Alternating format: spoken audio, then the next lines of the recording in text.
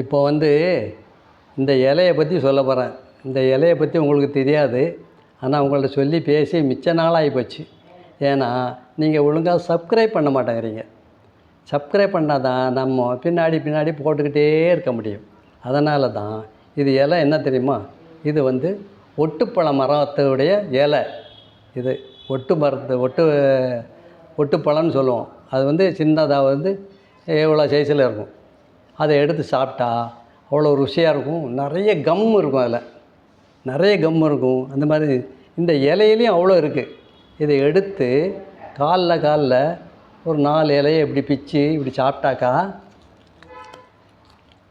இப்படி சாப்பிடும்போது நிறைய அதில் வந்து பேஸ்ட்டு கிடைக்கும். நல்லா பேஸ்ட்னாக்கா வலுவழுப்பு அதிகம்.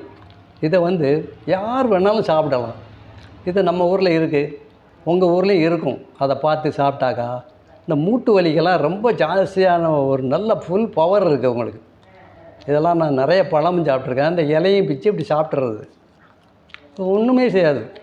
வாயில் போட்டு சாப்பிட்டா நல்ல வளவளப்பு இருக்கும். இதை டெய்லி சாப்பிட்டுட்டு வாங்க, இந்த தொந்தரவே இருக்காது. இது எப்போ வேணாலும் சாப்பிடலாம்.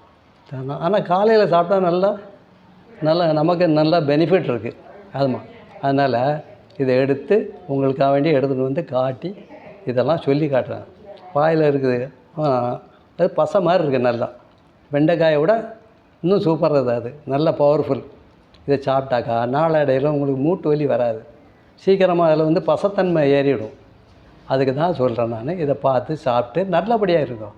ஆனால் மறக்காமல் சப்ஸ்கிரைப் பண்ணி விடுங்க.